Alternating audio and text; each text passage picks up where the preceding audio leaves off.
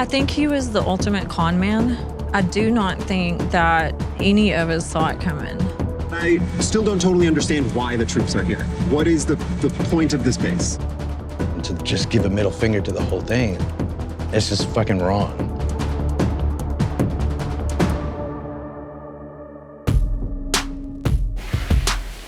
A wildfire in Northern California known as the Camp Fire has become the largest and most destructive in state history, killing at least 29 people over more than 100,000 acres. Meanwhile, the Woolsey Fire north of Los Angeles has killed 2 people and forced more than 200,000 to evacuate.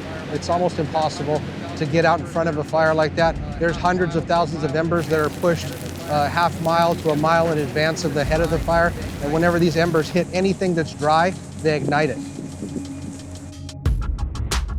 Almost a week after the midterms, 4 closely watched statewide races are still up in the air. In the Arizona Senate race, Kyrsten Sinema is leading against Martha McSally.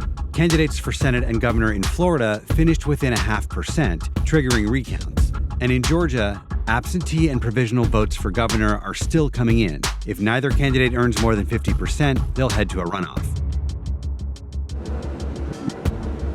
Israeli Defense Forces launched airstrikes in Gaza, killing 3 Palestinians and hitting a television station run by Hamas. Earlier in the day, Palestinian militants fired a barrage of 300 rockets and mortars, wounding an Israeli soldier. It's a major jump in hostilities between 2 sides still apparently trying to negotiate a ceasefire.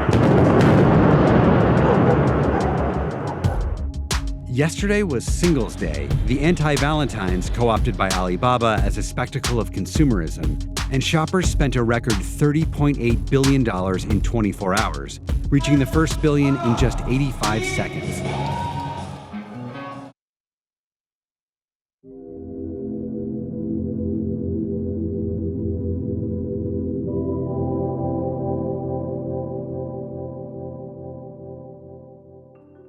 Last week, President Trump appointed Matt Whitaker acting Attorney General. This is a guy who's made it very clear he thinks the Mueller investigation is a bad idea. He's now in charge of supervising that investigation. The day after Trump appointed Whitaker, someone at a bar asked me that question people so often ask these days. Can Trump do that? People who study this stuff, a lot of them, say no, he can't. As in, appointing Whitaker in the way Trump did violates the Constitution's Appointments Clause. The rules of succession are really clear on what's supposed to happen when an Attorney General leaves the job. One of several Senate-confirmed people is supposed to take over, in this order: the Deputy Attorney General, the Associate Attorney General, and finally, the Solicitor General. Matt Whitaker is none of those things. There is a law that says the president could appoint someone outside the order of succession, an acting AG, which is what Trump has called Whitaker.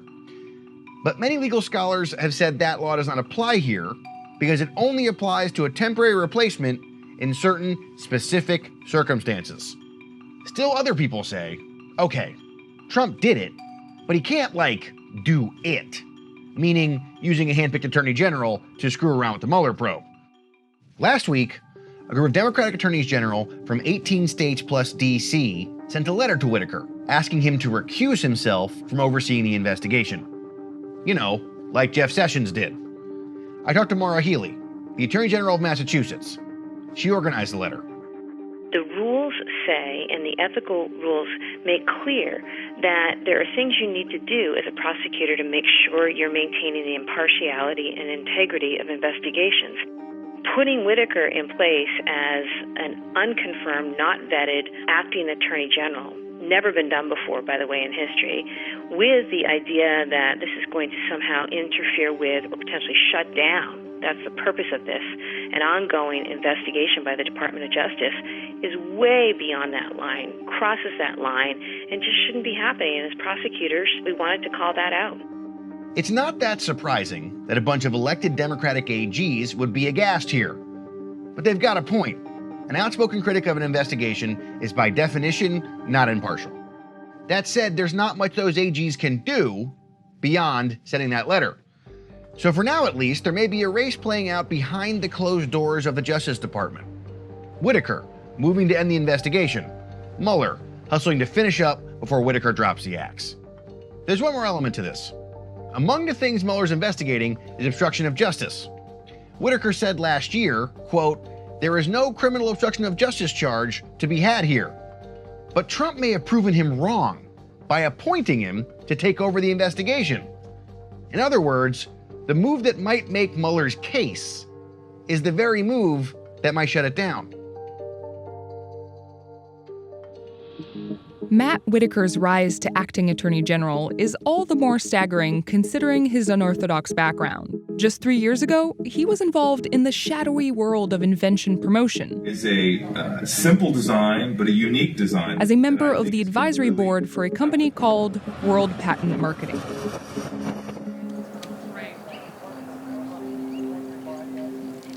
It started out as a tattoo cover-up for a classmate that was a nurse, and she had to cover up her tattoo at work. Yeah, well, actually, I have a bunch of tattoos. Do you mind if we try it? Go for it. Yeah. Okay. I think this one would be a good one. Okay, yeah. Gina Jones was training to be a nurse when she became an inventor. In 2014, she came up with the idea for a way to hide tattoos after she put a nipple cover on her husband's chest tattoo as a joke. Definitely covers the tattoo. Yeah. Isn't that cool? Do you have what it takes? We do. We're World Patent Marketing, and we prove it every day. Gina reached out to World Patent Marketing to help promote her idea, but instead ended up pouring money from her family's savings into what she says was an elaborate scam. Are you gonna wake up, puppy? Altogether, she estimates she spent $130,000 fixing the work she paid WPM to do. I think he was the ultimate con man. I do not think that any of us saw it coming. By he, Gina means Scott Cooper, the Florida businessman who ran the company. They called me and said, you know what, you got a great idea. We feel like this is gonna be the next best thing, and you should really get this patented ASAP. And it was like a one-stop shop for like $20,000. So you would pay them to take care of basically everything. Yeah, everything. Marketing your product, getting the patent. Prototyping, marketing, manufacturing, licensing. Gina says $20,000 got her this promo video, a logo, and not much else. She's now a plaintiff in a class action lawsuit against the company. Scott Cooper declined to comment for this story. Come April of 2015, I was questioning why they had not filed my patents. I was questioning why I hadn't heard anything, and Scott Cooper had emailed me and said, you need to call me. And I called him, and I got like his voicemail, and then I started realizing, you know what, they're probably a scam. Gina started filing complaints. That's when she said Scott Cooper became a lot more responsive. So many threatening emails and just like his verbiage about how I was crazy. He said that? Yes, he did. So you have a whole WPM folder. I have two. You have two folders. Yes. That's a lot of documents. Yeah, it is. Oh, Matt Whitaker. There it is. World Patent Marketing has become a trusted partner to many inventors that believe in the American dream, said Matt Whitaker in a statement. A Justice Department spokesperson told us Acting Attorney General Matt Whitaker has said he is not aware of any fraudulent activity. Any stories suggesting otherwise are false. But it's worth noting that at the same time Gina was filing complaints, Whitaker's name was attached to company marketing emails and even product reviews. It's a unique design that's going to help lots of people that have mobility issues get in and use their hot tub in a safe manner. I saw his name. It was on emails like from the very beginning. So it was like even in like 2015. In emails from World Patent Marketing, his name was in those emails. Whether Matthew Whitaker was involved in it, I don't know. In the scheme itself? Yeah, I don't know. According to documents obtained by the Wall Street Journal, Whitaker sent at least one email on behalf of the company, writing, quote, "You also mentioned filing a complaint with the Better Business Bureau. I am assuming you understand that there could be serious civil and criminal consequences." The person responded, quote, "You're party to a scam." WPM doesn't admit liability, but in May, the FTC obtained a settlement that required it to pay back $26 million to thousands of inventors. You haven't gotten any money back? No money from the FTC lawsuit. I don't think that there was anything that any of us could have done differently. He was a great salesman. He definitely knew how to get the money out of people. He was very convincing.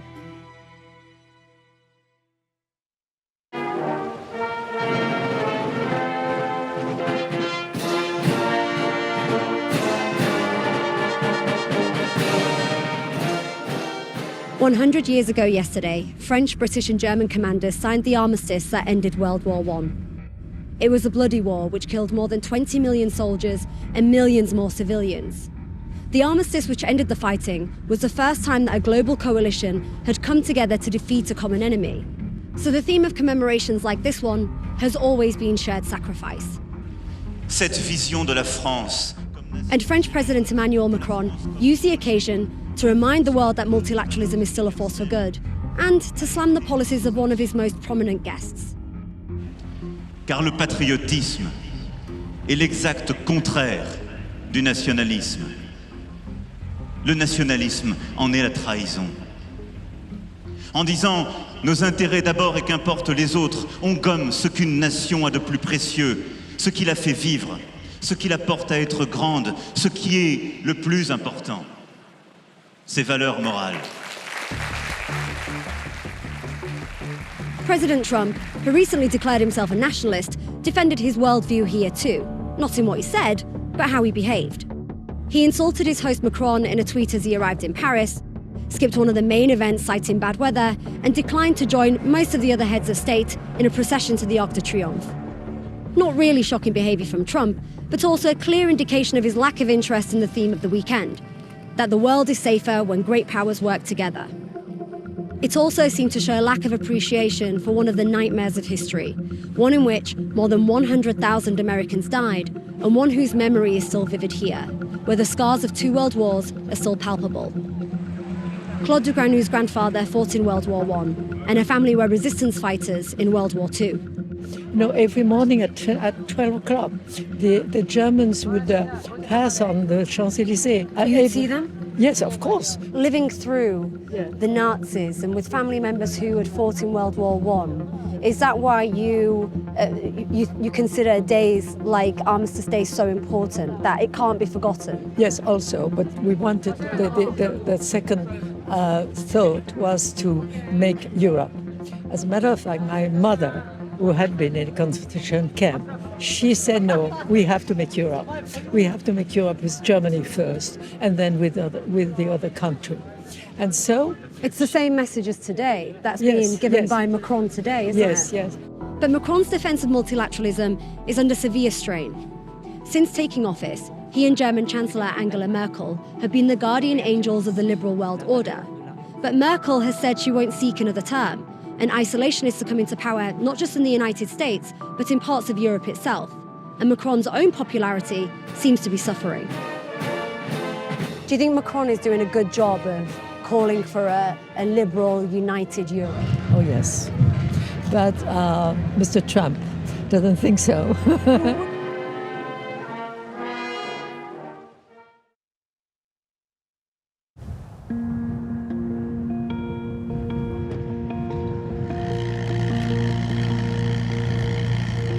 There are now about 1,000 active duty soldiers in Texas's Rio Grande Valley. Most of them are here, at Base Camp Donna, 10 miles east of McAllen. They're some of the 5,200 troops President Trump deployed in response to the Central American migrant caravan. Just watch the cameras if you go in. The Army gave Vice News and other media outlets a tour of the base. Many of these soldiers have served in Iraq and Afghanistan. Life on one base is a lot like life on any other, except here there's no enemy to fight. Still, just in case, there's a fully equipped medical tent. Have you had to treat people since you've been here? So no major trauma or anything like that. It's mostly, mosquito bites and chiggers and stuff. But it's not a comfortable duty. It's been unseasonably cold and wet. And there's constant noise from generators and diesel engines. And the troops have almost nothing to do. A federal law known as the Posse Comitatus Act prevents the troops from enforcing immigration laws. The migrant caravan they're supposed to be responding to is weeks away in Mexico City. And according to our reporters on the ground, it's headed to Tijuana, 1,500 miles to the west. Everything we saw on this tour today is pretty much infrastructure and material to support the presence of the troops here. But I still don't totally understand why the troops are here. What is the point of this base? Okay, so the mission that we've been given is to provide mission-enhancing capabilities to the Customs and Border Protection folks. And what does that actually entail? Support in what way? Customs and Border Protection folks work with us. They identify areas that they would like us to harden. And by harden, I mean in place those concertina barriers. We then work with our soldiers and make sure that we put the right equipment. You can see the staging area over here. We put the equipment on the trucks and move out to those locations and install it safely, and then move back here and wait for the next request for support from Customs and Border Protection. But installing razor wire is not enough to occupy 1,000 troops. Most of the time, Base Camp Donna is there for its own sake. The person in charge of making sure it runs smoothly is known as the Base Camp Mayor. As we come through, we are anticipating a bulk fuels point in the back, so you might see some engineer equipment back there doing some... Here, that's Captain Lauren Blanton, a 32-year-old Army engineer from Oklahoma City. Before she built this base, Captain Blanton helped break them down in Afghanistan in 2012 and 13. Have they given you a sense of how long you can expect to be here? As long as there's still a need for us, we will be here. I'm sorry to ask this so bluntly. Do you feel genuinely like there is a need for you to be here right now? That's my personal opinion. I'm not really here to talk about my personal feelings. I'm here to talk about my job. I mean, I have feelings, but again, that's not really what I'm here to do. Can you tell us your feelings? No.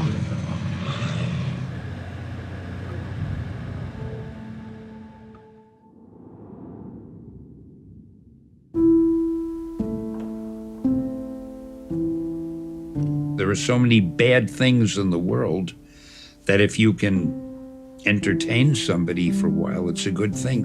You know, whether that's Spider-Man or the Thing yelling clobbering time, whatever it is, I'm happy that some people have enjoyed it.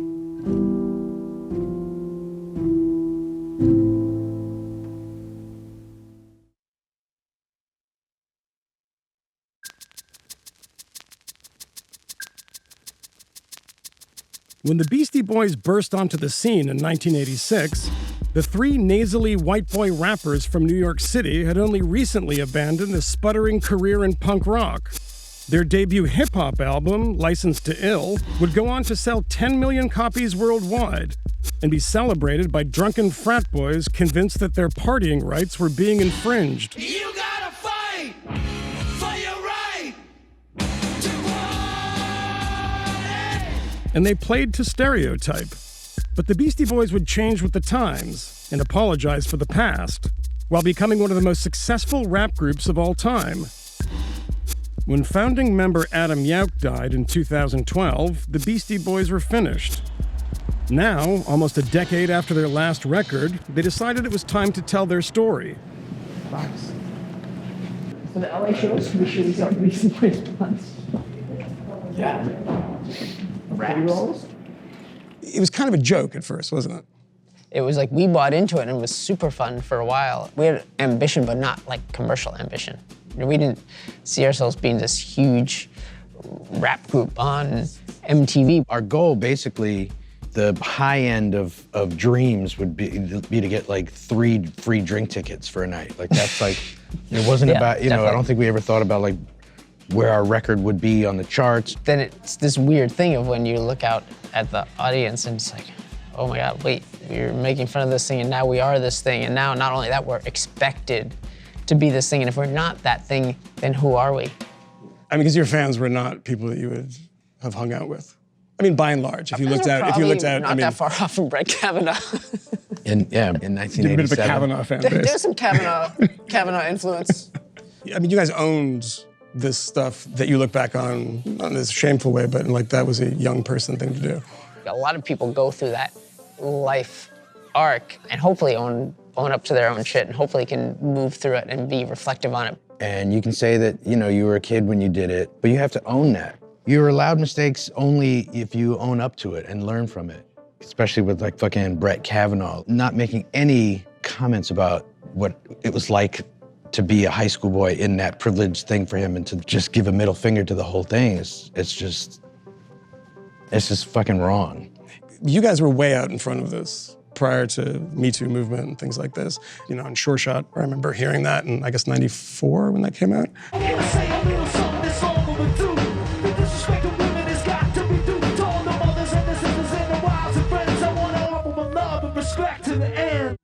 At the 1999 Woodstock Festival revival, a number of concert goers reported being sexually assaulted. The subsequent media coverage was sparse, and the concert's promoters played down the reports. That Woodstock stuff, it was like nobody was really commenting on it at all. It's like, okay, well, let's just act as much as possible like nothing happened and it will go away really, really quickly.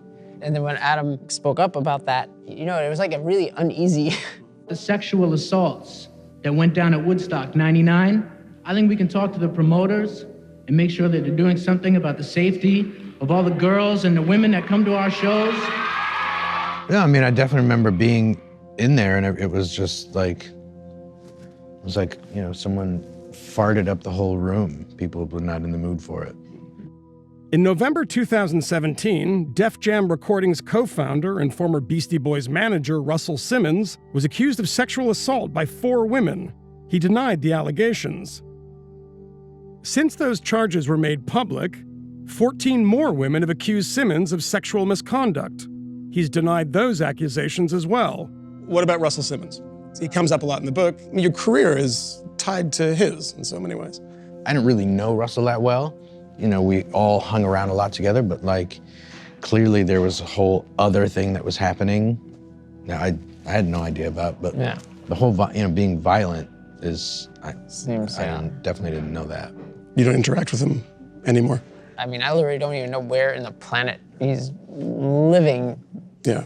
In the kind of annals of like hip hop history, where is your place? I don't actually know. There's a wide range of perspectives. Rap music, it has such a quick turnover. Kids that listen to active current rap like could care less about 3 years ago. So let alone 30 years ago, kids don't really care. It's like White Boy Mike from Louisville and us and Third Base. Oh, and Vanilla Ice. And then Eminem. Eminem. I imagine if you were doing what you were doing today and were as successful as you were today, there'd be like 15 hot takes on, you know, the Daily Beast or something about cultural appropriation on the Beastie Boys. I actually think we need to have that dialogue. We need to have, the same way we need to just have very candid, open dialogues of race and what it's like in America to be whoever you are. But for us growing up, we didn't even question us being white and rapping. We just loved rap music and we were just like, we're gonna make that. The fact that we got to actually then go on tour with LL Cool J and Run DMC and all these groups that we respected and loved so much was like that was all kind of a dream.